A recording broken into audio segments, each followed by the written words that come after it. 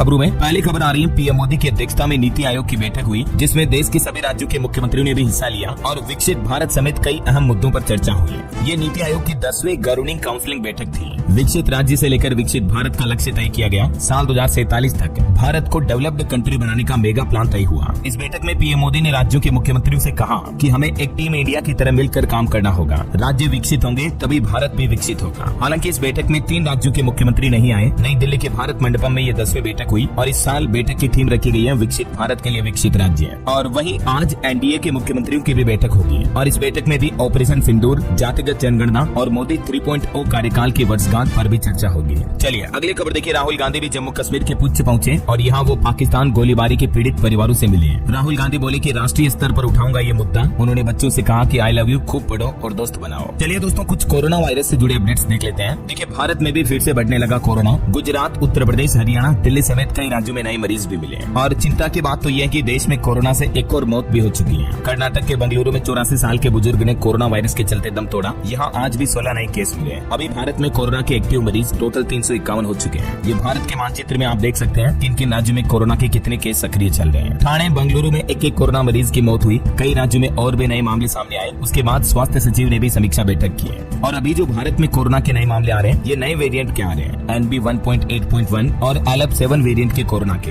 दिल्ली में भी कोविड-19 को लेकर अलर्ट जारी हुआ। स्वास्थ्य मंत्री ने सभी अस्पतालों को सतर्क रहने के निर्देश भी दिए। वहीं महाराष्ट्र ठाणे में तो कोरोना के एक मरीज की मौत हो गई। बहुत ही युवा था, 21 साल के युवक ने दम तोड़ दिया। तो वहीं केरल, तमिलनाडु और कर्नाटक में भी कुछ नए मामले सामने आए हैं। बड़ी संख्या में कोविड के केस सामने आने के बाद केंद्रीय स्वास्थ्य सचिव ने भी समीक्षा की। अफसरों को बताया कि स्वास्थ्य मंत्रालय के हालातों पर नजर रखी जाए। कुछ और राज्यों की कोरोना स्टेटस देखिए आप। राजस्थान में भी 3 बच्चों समेत 7 कोरोना पॉजिटिव मरीज मिले। जोधपुर में 4 और जयपुर में 3 केस आए। अब इनमें कोरोना का वेरिएंट कौन सा है, ये जानने के लिए इनके सैंपल की जांच की जा रही है। उत्तराखंड में भी कोरोना वायरस की दस्तक हुई। बाहरी राज्यों से आए 2 लोग संक्रमित पाए गए। उसके बाद चारधाम यात्रा पर भी सतर्क रहने की अपील की है। देखिए, कोविड के नए वेरिएंट को लेकर उत्तराखंड, नैनीताल में भी अलर्ट जारी हुआ। हालांकि प्रशासन का कहना है कि पैनिक होने की जरूरत नहीं है। अस्पतालों में आइसोलेशन वार्ड भी तैयार है। तो वहीं इधर उत्तर प्रदेश में भी कोविड का हाल देखिए। गाजियाबाद, नोएडा के बाद जालौन में भी एक नया केस सामने आया। स्वास्थ्य विभाग अलर्ट हुआ। मध्य प्रदेश में भी कोरोना फिर से सक्रिय हुआ। इंदौर में 2 और पॉजिटिव मरीज मिले। उसके बाद MP में भी हेल्थ डिपार्टमेंट ने व्यवस्थाएं खंगाली। भोपाल में तो अभी RT-PCR जांच की सुविधा भी नहीं है। तो कहीं न कहीं मध्य प्रदेश राज्य के लिए भी कोरोना वायरस ने एक बार फिर से खतरे की घंटी बजा दी है। लोगों को सावधान रहने की जरूरत है ना। तो ये कुछ देश भर में कोरोना के अलग अलग राज्यों में माहौल चल रहा। और चलिए आगे बढ़ते हैं अपन खबरों में। देखिए खबर, बिहार नगर पंचायत चुनाव की घोषणाएं हो चुकी हैं। इसी महीने 28 मई को अधिसूचना जारी होगी और अगले महीने 28 जून को वोट डाले जाएंगे। 6 नगर निकायों में आम चुनाव के साथ ही 51 नगर निकायों में उपचुनाव के कार्यक्रमों की तिथि भी घोषित कर दी गई है। नामांकन पत्रों की जांच 6 से 9 जून तक होगी और भी ये तारीखों की डिटेल आप देख सकते हैं। चलिए अगली खबर देखिए। पाकिस्तान को अभी भी ऑपरेशन सिंदूर का खौफ है। देखिए, पाकिस्तान के प्रधानमंत्री शहबाज भागे भागे तुर्की जा रहे हैं और अजरबैजान की यात्रा भी करेंगे। भारत के नेक्स्ट प्लान से इनके पसीने छूटे जा रहे हैं। वहीं इधर हमारे भारत में नक्सल विरोधी अभियान को एक और बड़ी सफलता मिली। छत्तीसगढ़ के बीजापुर में 24 नक्सलियों ने आत्मसमर्पण किया।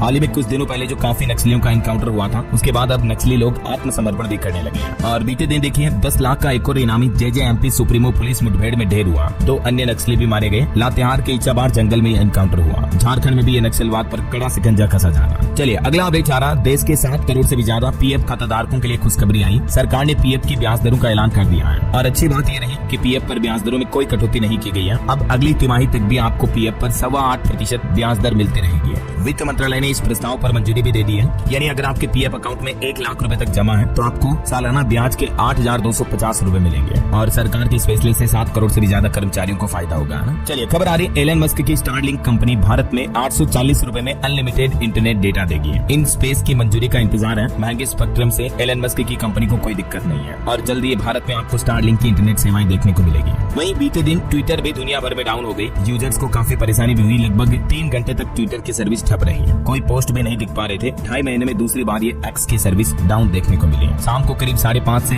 8:45 बजे तक सर्विस डाउन रही। चलिए बड़ी खबर देखिए। एप्पल कंपनी भारत में ही बनाएगी आईफोन। दावा किया जा रहा है कि कंपनी अमेरिकी राष्ट्रपति डोनाल्ड ट्रंप के दबाव में नहीं आएगी, क्योंकि हाल ही में आपको पता होगा ट्रंप ने धमकी दी थी एप्पल कंपनी के CEO को भी कि भारत में बनाए आईफोन, वरना हम टैक्स वगैरह बढ़ा देंगे, 25% लगाएंगे। तो इन सब माहौल के बीच अब CNN की रिपोर्ट्स के मुताबिक भारत में आईफोन के प्रोडक्शन से कंपनी को काफी फायदा होगा और इसीलिए कंपनी किसी भी राजनीतिक दबाव में कोई फैसला नहीं लेगी। तो ये भारत के लिए एक अच्छी ही बात है। इधर अमेरिका ने यूरोपीय संघ आयात पर भी 50% टैरिफ लगाने की घोषणा कर दी है। डोनाल्ड ट्रंप बोले कि बातचीत बेनतीजा रही, तो इसीलिए अब EU यानी यूरोपीय यूनियन पर भी 50% टैरिफ लगाने की धमकी दी है ट्रंप ने। और ये भी कहा कि ये टैरिफ अगले महीने 1 जून से लागू होगा। EU से कोई समझौता नहीं कराना चाहते हैं। और अमेरिकी राष्ट्रपति डोनाल्ड ट्रंप के एक फैसले से हमारा हरियाणा राज्य भी मुश्किल में पड़ा। यहाँ कोरोना वायरस की एक इकलौती जीनोम सीक्वेंसिंग लैब भी बंद हुई है। तो अब राज्य की स्वास्थ्य मंत्री बोली कि इस पर भी काम शुरू होगा। बात कुछ यूं कि अगर कोरोना वायरस ज्यादा फैला तो फिर अमेरिकी राष्ट्रपति डोनाल्ड ट्रंप का जो अंतर्राष्ट्रीय मदद रोकने का फैसला है, इसका हरियाणा राज्य पर भी भारी असर पड़ सकता है। और इसके पीछे वजह है कि कोरोना के बार बार बदलते वेरिएंट का पता लगाने के लिए जो हरियाणा रोहतक PGI में जीनोम सीक्वेंसिंग लैब खुली गई थी, वो भी अभी बंद पड़ी है। क्योंकि इस लैब में जीनोम सीक्वेंसिंग की जो मशीन थी वो एक USAID संस्था ने डोनेट की थी और उस पर अभी डोनाल्ड ट्रंप ने रोक लगा दी है। तो इस वजह से जो टेस्टिंग के लिए रिक्वायर्ड रीएजेंट है वो मिलना बंद हो गए हैं और यही वजह है कि मशीन बंद पड़ी है। और इधर अब देखिए पाकिस्तान का भी फेवर ले रहा अमेरिका। पाकिस्तान डोनाल्ड ट्रंप के क्रिप्टो बिजनेस का नया ठिकाना बनेगा। पाकिस्तान के PM शहबाज के बेटे को इसकी कमान मिलेगी।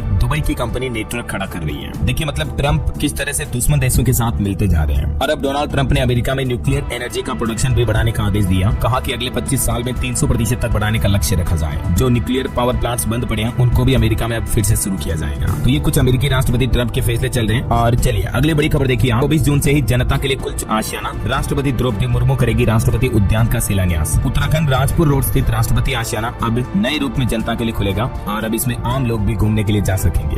और एक दुख भरी खबर देखिए दोस्तों, ऑपरेशन सिंदूर से लौटे जवान की हार्ट अटैक से मौत हो गई। ये चाचा के श्राद्ध में शामिल होने के लिए गांव आए थे। बिहार के वैशाली जिले के रहने वाले BSF के जवान राजू कुमार, जो हाल ही में पाकिस्तान के खिलाफ किए गए ऑपरेशन सिंदूर का भी हिस्सा थे। तो इनके सीने में तेज दर्द हुआ एक दिन पहले और उसके बाद इन्हें अस्पताल ले जाया गया, जहाँ इलाज के दौरान इन्होंने दम तोड़ दिया। ईश्वर इनकी आत्मा को शांति दे। आखिरकार भारत माँ के लिए, हिंदुस्तान की सरजमी के लिए इन्होंने अपने जीवन का महत्वपूर्ण योगदान दिया। चलिए खबर आ रही है दोस्तों, तय समय से 8 दिन पहले इस बार केरल में मानसून पहुंच चुका है और ये 16 सालों में पहली बार देखा जा रहा है जब मानसून इतना जल्दी आ गया हमारे देश में। 4 जून तक अब मानसून के मध्य प्रदेश, उत्तर प्रदेश तक भी पहुंचने की संभावना है। यानी इस बार मानसून जून महीने की शुरुआत से लेकर मध्य तक लगभग पूरे देश में आ जाएगा। हालांकि अभी तो तेज गर्मी पड़ेगी। आज 25 मई से 2 जून तक नौतपा लग रहे हैं, तो तापमान और बढ़ेगा। राजस्थान के कई जिलों में तो पारा 48 डिग्री तक पहुंच चुका है। बावजूद इसके कई राज्यों में भारी बारिश का भी अलर्ट है। मैं आपको आगे बताऊंगा और भी पूरे मौसम समाचार विस्तार से। ठीक है, फिलहाल कुछ और बड़ी खबरें देखते हैं। देखिए उत्तराखंड राज्य के 20 कृषि उत्पादों को जल्द ही मिलेगा GI टैग। राज्य सरकार भी इसके लिए गंभीर कदम उठा रही है। ये वो कृषि उत्पाद हैं जिन्हें सरकार GI टैग दिलाना चाहती है। और बड़ी खबर आ रही, गुजरात बॉर्डर पर एक पाकिस्तानी घुसपैठिया मारा गया और कच्छ से एक जासूस भी अरेस्ट हुआ। इन्होंने इलाके की संवेदनशील तस्वीरें पाकिस्तान भेजी थी।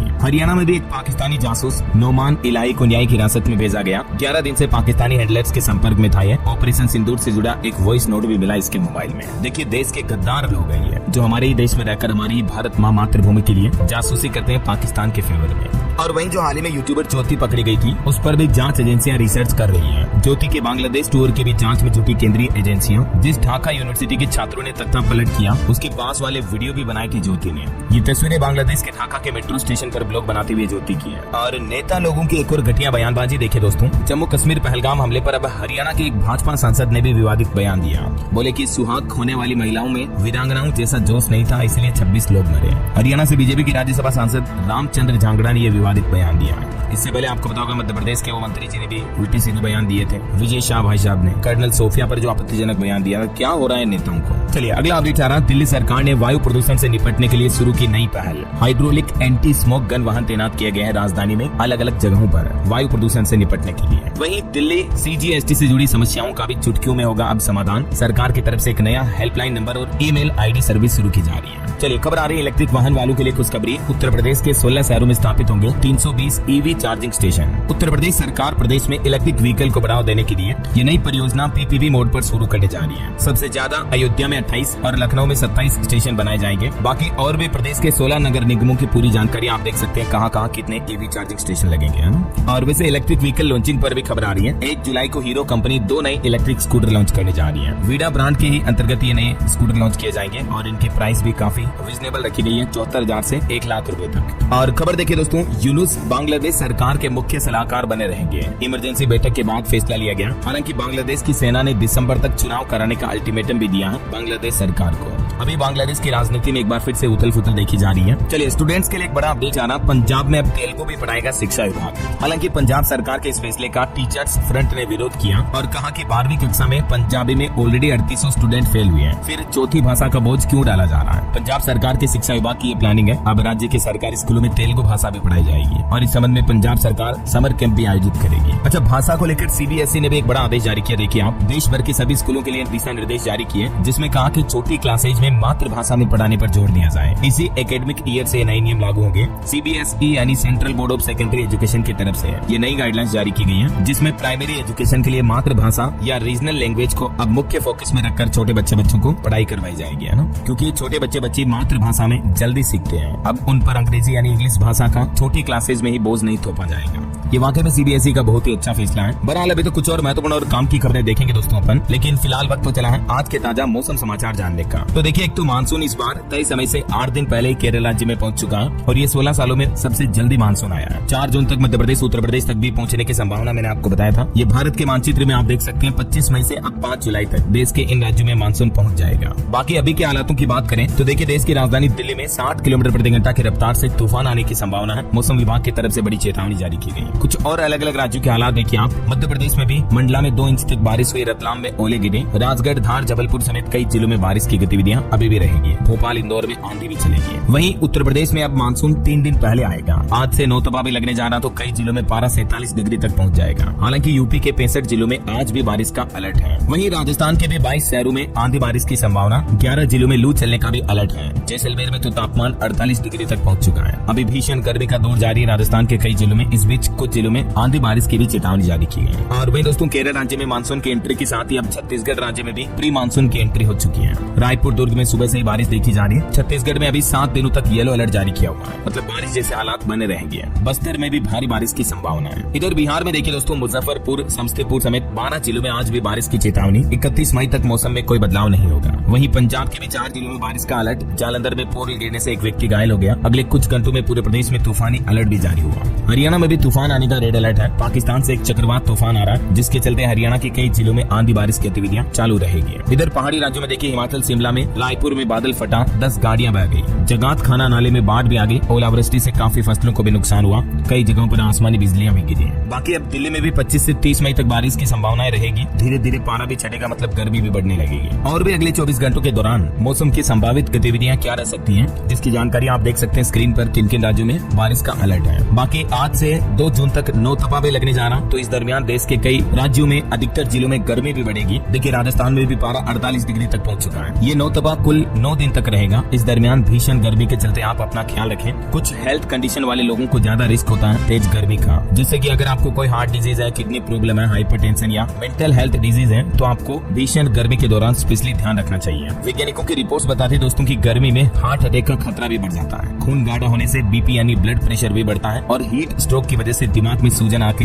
ब्रेन हेमरेज की आशंका भी बढ़ जाती है। तो इसीलिए गर्मियों में आप ठंडी चीजें खाएं, ठंडे माहौल में बने रहें। ये कुछ स्वास्थ्य से जुड़ी टिप्स की बातें जो जरूर ध्यान रखें, है ना। ओके, और चलिए मौसम के बाद अब अपन आज के सराफा बाजार पर नजर डाल लेते हैं। तो चलिए, क्योंकि आज संडे में आपको साप्ताहिक रेट बता देता हूँ। देखिए, इस सप्ताह सोने चांदी के दाम में तेजी रही। सोना 3170 रूपए बढ़कर 95,471 रूपए प्रति 10 ग्राम पहुँच चुका है, जबकि चांदी 2303 रूपए महंगी होकर 96,909 रूपए प्रति किलो चल रही है। बाकी अलग अलग कैरेट के हिसाब से सोने की कीमतें आप देख सकते हैं स्क्रीन पर। चलिए कुछ मार्केट अपडेट्स देखिए आप। बायजू कंपनी के फाइनेंशियल हालात काफी गंभीर चल रहे हैं। अब कंपनी का mobile app Google play store से भी हट चुका है। इसकी वेबसाइट का लैंडिंग पेज भी डाउन हो गया, क्योंकि अमेजॉन वेब सर्विस की पेमेंट्स पेंडिंग चल रही है। उधर माइक्रोसॉफ्ट कंपनी ने भी 6000 कर्मचारियों को बाहर निकालने का ऐलान किया है, नौकरी से बर्खास्त करेगी। और वहीं देखिए दोस्तों, भारतीय रिजर्व बैंक आरबीआई ने इस बार सरकार को रिकॉर्ड तोड़ डिविडेंड देने का ऐलान किया है। सरकार को आरबीआई का ये बड़ा तोहफा, मैंने आपको अपडेट बताया था कि आरबीआई इस बार सरकार को लगभग 2.25 लाख करोड़ रुपए सरप्लस ट्रांसफर करेगा, जो कि पिछले साल से 28% ज्यादा रहा। बीते टोटल 11 सालों में केंद्र की नरेंद्र मोदी सरकार को आरबीआई से लगभग 11.5 लाख करोड़ का लाभांश यानी डिविडेंड मिल चुका है। और आरबीआई द्वारा जारी ये सरप्लस राशि से राजकोषीय घाटे को कम करने में सरकार को मदद मिलती है। और म्यूचुअल फंड इंडस्ट्री का मार्केट कैप भी बढ़ा। देखिए 70 लाख करोड़ रुपए हुआ म्यूचुअल फंड इंडस्ट्री का AUM यानी assets under management. Mutual funds के अंदर टोटल 70 लाख करोड़ से भी ज्यादा निवेशकों का टोटल एसेट हो चुका है। और भारत के जीडीपी पर भी अच्छी खबर देखिए, सभी वैश्विक एजेंसियों को भी भारत की विकास दर पर भरोसा है। वित्त मंत्रालय ने अब जीएसटी में राहत को लेकर भी ये बात कही है कि जल्द ही जीएसटी काउंसिल की अगली मीटिंग में जीएसटी टैक्स में भी कुछ राहत देने का प्लान किया जा सकता है। वैसे अभी इंडिया की इकोनॉमी जो है दुनिया की चौथी सबसे बड़ी इकोनॉमी बन चुकी है। जापान को भी पीछे छोड़ दिया भारत ने। अमेरिका, चीन और जर्मनी, ये दुनिया के तीन ही देश अभी भारत से आगे हैं। चलिए अगला अपडेट देखिए, नई दिल्ली में पंचायत उन्नति सूचकांक संस्करण PAI 2.0 पर 2 दिवसीय राष्ट्रीय लेखन कार्यशाला का भी आयोजन हुआ।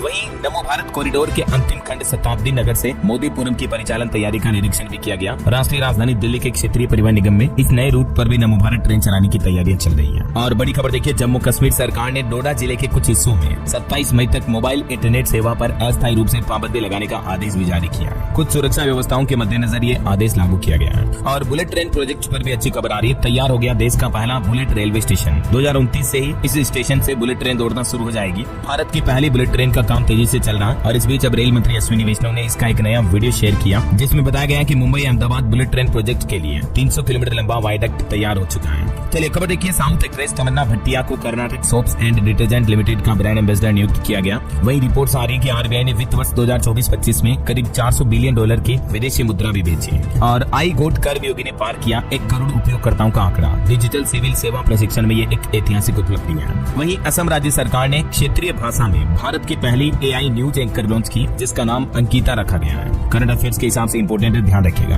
और खबर है, केंद्रीय खाद्य एवं उपभोक्ता मंत्रालय ने सार्वजनिक वितरण प्रणाली PDS में क्रांतिकारी बदलाव के लिए 3 नई चीजें लॉन्च की है। ईको दर्पण पोर्टल, अन्य मित्र मोबाइल ऐप और अन्य सहायता प्लेटफॉर्म, जिनके माध्यम से PDS से जुड़े हितधारकों का सशक्तिकरण बढ़ाया जाएगा। चलिए खबर देखिए, फास्टैग को लेकर सरकार बड़ा बदलाव करने की प्लानिंग कर रही है। केंद्र सरकार नई टोल नीति पर भी काम कर रही है, जिसके तहत अब आपको प्लान मिलेंगे। जैसे सिर्फ 3000 रुपए के प्लान में आप देश भर में साल भर तक कहीं भी यात्रा कर पाएंगे। आपको टोल टैक्स नहीं देना पड़ेगा। जैसे रेलवे, रोडवेज वगैरह में पास मिलते हैं ना, तो वैसे ही सालाना पास। इस तरह के नए मॉडल पर विचार कर रही है सरकार। जिन लोगों का रोजाना हाईवे रूट पर आना जाना रहता है, तो उन लोगों को इस प्लान से बड़ा फायदा होगा ना। हालांकि अभी तक ये ऑफिशियली लॉन्च नहीं किए गए हैं, जल्दी इनको शुरू किया जाएगा। और हज यात्रा 2025 को लेकर भी कुछ नए नियम लागू किए हैं। बीड़ी, तंबाकू सऊदी अरब न ले जाएं हज यात्री, वरना सख्त कार्रवाई हो सकती है। ये नया आदेश जारी हुआ। और इधर उत्तर प्रदेश में देखिए दोस्तों, 29 मई से ही बिजली कर्मचारियों ने हड़ताल की चेतावनी दी, क्योंकि यूपी सरकार बिजली का जो प्राइवेटाइजेशन करने का प्लान कर रही है। बिजली कर्मचारियों को शक है कि निजी हाथों को सौंपी जा सकती है यूपी में बिजली व्यवस्था। इसी के खिलाफ बिजली कर्मचारी जो है विरोध कर रहे हैं। देखिए कई दिनों से यूपी पावर कॉर्पोरेशन के कर्मचारियों का विरोध देखने को मिल रहा है। अब तो कर्मचारियों ने चेयरमैन को भी हटाने की मांग की है। निजीकरण और दबाव की शिकायतें भी दी है। हालांकि इस बीच यूपी सरकार ने एक नया आदेश जारी किया, कहा कि हड़ताल करने पर बर्खास्त होंगे बिजली कर्मी। आदेश के बाद प्रदेश के कर्मचारियों में आक्रोश यानी गुस्सा भी देखा जा रहा। इस आदेश की प्रतियां भी जलाई।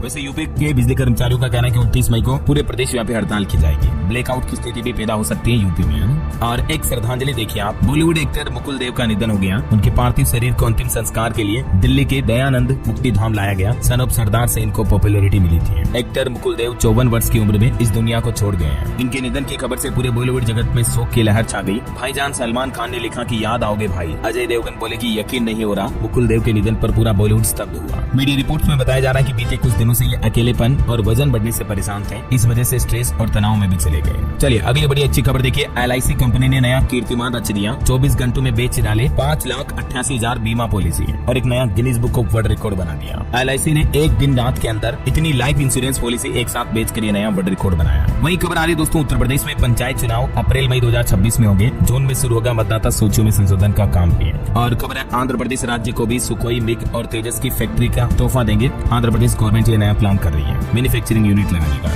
रेलवे से खबर आ रही, बीकानेर से बांद्रा टर्मिनस के बीच चलेगी स्पेशल ट्रेन। रेलवे की तरफ से शेड्यूल वगैरह भी जारी किया गया। और खेल समाचार पर खबर देखिए, बीते IPL मैच में दिल्ली ने पंजाब को 6 विकेट से हराया। टीरी केएस के टॉप 2 फिनिश की उम्मीदें कम ही रही। रिजवी ने 50 लगाई, मुस्तफिजर को 3 विकेट मिले। और 25 साल के शुभमन भी बने टेस्ट के 5वें युवा कप्तान। पंत होंगे उप कप्तान। 8 साल बाद टीम में लौटे करुण नायर भी। 18 सदस्यीय टीम इंडिया का ऐलान हो चुका है BCCI के द्वारा। 20 जून से शुरू हो रहे इंग्लैंड दौरे में भारत को 5 टेस्ट मैच खेलने हैं। इंग्लैंड दौरे के लिए ये भारतीय टीम तैयार की गई है और ये टोटल 5 टेस्ट मैच का शेड्यूल होगा है। चलिए अगला अपडेट देखिए, SBI की एक रिपोर्ट सामने आ रही है कि सरकार को RBI के रिकॉर्ड लाभांश से हमारे देश का राजकोषीय घाटा कम होकर 4.2% पर आने की उम्मीद है। और उत्तर प्रदेश में अधिकारियों का बड़ा फेरबदल हुआ। प्रदेश में 28 PPS अधिकारियों के तबादले किए गए। चलिए खबर आ रही है, हरियाणा में आवास योजना के तहत लाभार्थियों की जियो टैगिंग शुरू हुई है। मकान बनाने के लिए 2.5 लाख रुपए मिलेंगे। मुख्यमंत्री शहरी आवास योजना के तहत हरियाणा सरकार ने काम और तेज कर दिया है। और खबर है दोस्तों, प्रधानमंत्री नरेंद्र मोदी आज सुबह 11 बजे आकाशवाणी से मन की बात कार्यक्रम में अपने विचार साझा करेंगे। ये उनके मासिक रेडियो कार्यक्रम का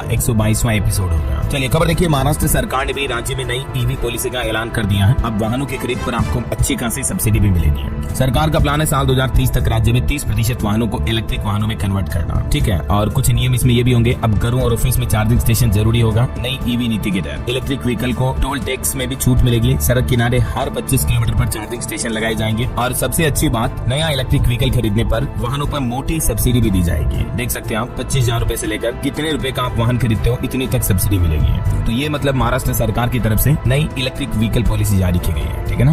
वही खबर आ रही कि महाराष्ट्र में सूबे के 7 जिलों का जीएसडीपी में 54% योगदान है। सरकार की ओर से जारी रिपोर्ट में यह खुलासा हुआ है। और वो 7 जिलों में मुंबई, पुणे, नागपुर भी शामिल है। एक ग्लोबल रिपोर्ट देखिए, बढ़ती मांग के बीच गिरी बैटरी धातुओं की कीमतें भी लिथियम 80% तक सस्ता हुआ है। और इस वजह से भविष्य में आने वाली वाहनों की और मोबाइल फोन वगैरह की बैटरियां और सस्ती हो सकती है। और खबर है, IMF से मिली मदद से हथियार नहीं खरीद सकेगा पाकिस्तान। अब IMF ने अपने ऋण यानी लोन की शर्तों पर कुछ और पाबंदियां लागू की है पाकिस्तान के लिए। कर्ज में डूबे पाकिस्तान पर इससे आर्थिक संकट और बढ़ेगा। Election commission of India ECI का नया प्लान देखिए। चुनाव आयोग ने काउंसिल और CEO का राष्ट्रीय सम्मेलन आयोजित किया। चुनाव में होने वाले कानूनी सुधारों से जुड़े मुद्दों पर चर्चा हुई है। वहीं खबर है, CISF के कर्मियों को अब 1 से 1.5 करोड़ रुपए तक बीमा मिलेगा। केंद्रीय सशस्त्र पुलिस बलों के वेतन और जवानों की बीमा को लेकर सरकार की तरफ से यह फैसला लिया गया। चलिए खबर देखिए, पंजाब में सिद्धू मूसेवाला हत्याकांड की जांच के अधिकारी की जांच चलेगी। कोर्ट में पेशी के दिन उनका निधन हुआ। NIA ने एक फेक पासपोर्ट बनाने वाला लॉरेंस का गुरगाग भी पकड़ा। वहीं राज्य मानवाधिकार आयोग से मांग है कि दहेज जैसी प्रतिगामी प्रथाओं पर रोक लगाई जाए। इसके लिए मुख्यमंत्री को एक पत्र भी लिखा गया। महाराष्ट्र में आयोजित एक कार्यक्रम के दौरान ये मांग की गई। वहीं वैज्ञानिकों की एक नई उपलब्धि देखिए दोस्तों, कैंसर पर सटीक वार हुआ। NIT राउरकेला ने एक नई बायो सेंसर तकनीक विकसित की है, जिससे कि दूर दराज इलाकों में भी कैंसर की जांच अब आसान हो पाएगी। सेमीकंडक्टर पर आधारित ये बायो सेंसर चिप है, जो कैंसर की जांच के लिए बहुत ही जल्दी और सटीक रिजल्ट देंगी।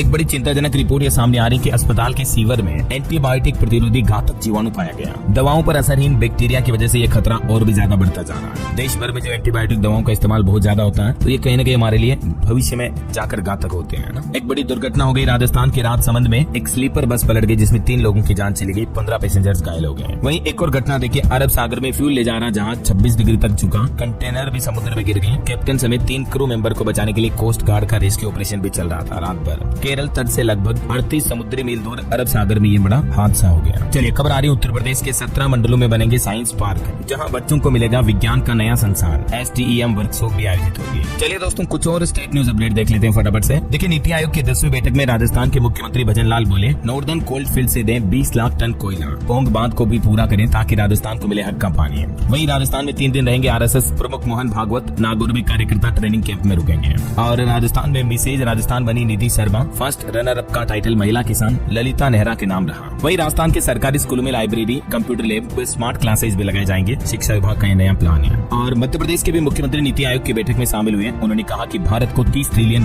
की अर्थव्यवस्था बनाने में मध्य प्रदेश भी अहम योगदान देगा। वही खबर है, MP इंदौर के सरकारी सुपर स्पेशलिटी हॉस्पिटल में अब गैस्ट्रो विभाग भी बनाया जाएगा। इंदौर में 61 केंद्रों पर लगेंगे फ्री प्रिवेंटिव हेल्थ चेकअप भी। 5 से 16 जून तक अगले महीने heart attack, cancer, TB, arthritis जैसी गंभीर बीमारियों की जांच हो पाएगी। और खबर देखिए, मध्य प्रदेश भिंड में भी लगेगा युवा संगम, जहां युवाओं को खास करके रोजगार के अवसर मिलेंगे। 28 मई को ये रोजगार मेले का आयोजन होगा। ठीक है ना, लोकेशन वगैरह आप देख सकते हैं। और बड़ी खबर देखिए, छत्तीसगढ़ रायपुर में भी कोरोना का पहला मरीज मिला। निजी अस्पताल में चल रहा इलाज, ट्रेवल हिस्ट्री भी नहीं है इसकी। और बड़ी खबर देखिए, उत्तर प्रदेश में इलाहाबाद हाईकोर्ट ने परिवहन निगम MD के खिलाफ जारी किया जमानती वारंट। 28 मई को इनको तलब किया गया। ये लखनऊ के मार्फत जमानती वारंट जारी किया गया है। चलिए खबर देखिए, यूपी लखनऊ ट्रांसपोर्ट नगर योजना के भूखंड अब फ्री होल्ड होंगे। LDA की तरफ से जारी किया गया नोटिस। गोरखपुर में 36वीं फेडरेशन कप हेडबॉल चैंपियनशिप भी शुरू हुई। 26 मई को फाइनल होगा। और देखिए, यूपी मऊ में दुकानों की साप्ताहिक बंदी का नया आदेश जारी हुआ। अलग अलग दिनों में बंद रहेंगी अलग अलग दुकानें। बिहार में एक साथ बने 6800 खेल मैदान। श्रवण कुमार ने ये बड़ी घोषणा की है।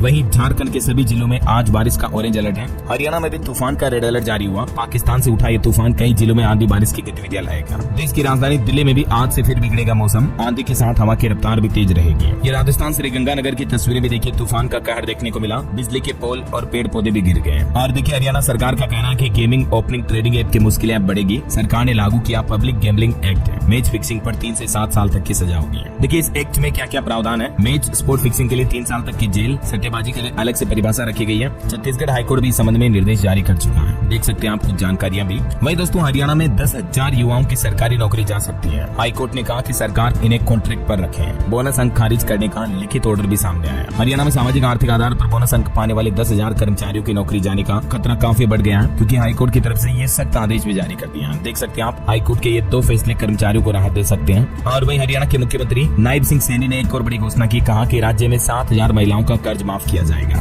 काम शुरू करने के लिए इन महिलाओं ने लोन लिया था, तो काफी महिलाओं का लोन माफ भी हो चुका है और 30 जून तक लोन न चुकाने वालों को भी इस योजना का फायदा मिलेगा। हरियाणा महिला स्वरोजगार योजना के और भी कई अन्य फायदे हैं, देख सकते हैं आप जानकारी। वही दोस्तों, हरियाणा में भी फिर से कोरोना लौट आया, जहां केस है विभाग सिर्फ वहीं पर अलर्ट है। अभी हरियाणा में 72 घंटे में कोरोना का 9वां मरीज भी मिला। 4 जिलों में अब तक केस सामने आ चुके हैं। और खबर है, श्री हेमकुंड साहिब के कपाट खुलने की तैयारियां तेज हुई। ऋषिकेश से 22 मई को रवाना होगा यात्रा का पहला जत्था, 25 मई को खुलेंगे कपाट। और खबर देखिए, केंद्रीय राज्य मंत्री जयंत चौधरी का कहना कि पूरे भारत में लगभग 1 लाख छात्रों को निःशुल्क AI यानी आर्टिफिशियल इंटेलिजेंस का प्रशिक्षण दिया जाएगा। Rising north east investor summit के दौरान उन्होंने ये बड़ी घोषणा की है। कुछ एजुकेशनल अपडेट्स देख लेते हैं दोस्तों फटाफट से। देखिए, दिल्ली NCR के इस शहर के 4 कॉलेजों में 5 नए कोर्स शुरू होंगे। फरीदाबाद में ये शुरू किए जाएंगे और बिहार के भी 358 प्रखंडों में खुलेगा डिग्री कॉलेज। अधिकारियों को बिना जमीन चिन्हित करने का निर्देश भी है। एक मामला सामने आया मध्य प्रदेश जबलपुर का। देखिए, दोस्त की मार्कशीट पर लगाया अपना फोटो और रिजर्वेशन से एडमिशन पाकर MBBS बन गया, डॉक्टर भी बन गया, फिर अस्पताल में नौकरी करने लगा MBBS करके मतलब। हालांकि अब मामले का खुलासा सामने आ चुका, तो कार्रवाई की जा रही है। और एक खबर देखिए, पिता की वर्दी देख जागा जुनून, अब बेटी बनेगी सेना में अधिकारी। CVS की परीक्षा में हासिल की दूसरी रैंक। जम्मू कश्मीर पुलिस में एक भारत की बेटी ने नाम रोशन किया अपने माँ बाप का और देश का भी। और एक अच्छी बात तो ये है कि पहली बार NDA से 17 महिला कैडेट पास आउट हो गई है। कहा कि हमें जूनियर्स के लिए हाई स्टैंडर्ड्स बनाने होंगे। एक बड़ी चौंकाने वाली रिपोर्ट सामने आ रही है कि राजस्थान में बीते 1.5 साल में 50 से भी ज्यादा स्टूडेंट ने इस तरह का कदम उठाया। और दोस्तों, अब अभिभावक संघ ने भी मांग की है कि स्टूडेंट्स को बचाने के लिए आयोग का गठन किया जाए, जिम्मेदारों के खिलाफ कार्रवाई भी हो।